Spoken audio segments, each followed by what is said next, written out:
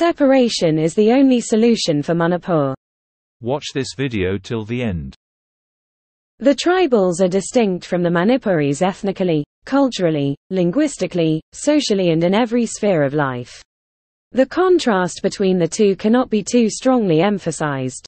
The difference in social and economic, and religion background have made the relation between the tribals and Manipuris never too cordial. Suspicions and alienation never completely disappear even at the best of relations. Consequently, victimization of the tribals by the Manipuris intensifies. Violation of service quotas and promotion rules. Enough protection for appointment to service in various departments is envisaged in the 100-point roster at the rate of 31% for the tribal candidates, and the same number of seats are reserved for promotion to the next higher rank. However, no department ever pays due regard to this policy of reservation. Therefore, every department under the state of Manipur has a much less number of tribal employees. Even the Tribal Welfare Department has fewer tribal staff members than that of the general group. Yearly diversion of development funds. The tribals have been cheated in development programs badly. Development plans cover the whole areas of the state. Nearly 91% of the total area of Manipur covers the hill areas and the remaining 9% covers the valley, the abode of the Manipuris. When the plans for development are made, the fund is obtained in the name of the tribal areas, but when actual implementation is done, all the funds earmarked for the hill areas are diverted for the plain area where the Mayte live. Even development funds meant for tribals are diverted. These facts and figures clearly show that the tribal people under Manipur will remain undertrodden and dominated and cheated so long as they stay in the state of Manipur. Development work in the hill areas is so much neglected that it may be called nil. Discrimination in admission to educational institutions. There are two universities in Manipur, viz.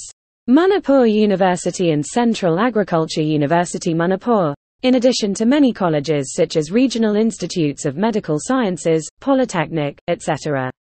All these institutions of higher education are confined in the area of Impel only, where there is no adequate space to meet the requirements for the campus area. And with regards to admission of tribal candidates, relaxation in the minimum marks is made and seats reserved. But they do not have any meaning because they are not implemented. They become a shame. The current conflict between Maytes and tribals is the extension of hills versus plains conflict that exists in almost all states in the northeast. Maytes are the majority community in Manipur, comprising around 53% of the population, while tribal communities account for around 40% of the population. There are 34 recognized tribes in Manipur, broadly classified into Naga tribes, 24%, and Kuki, Zomi tribes, 16%.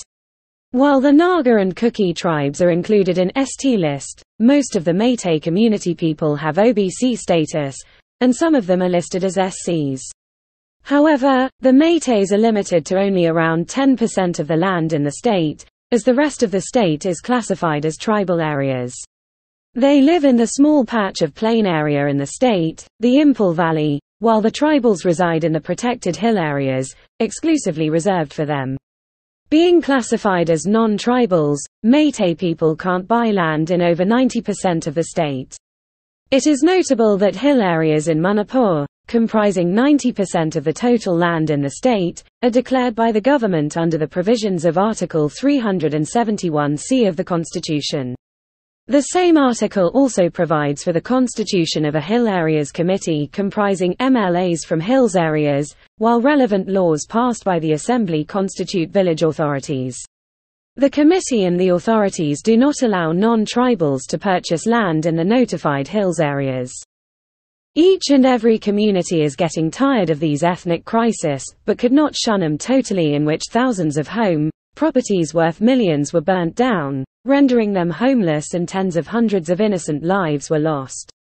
No word can express its actual horrible state and its dreadful consequences.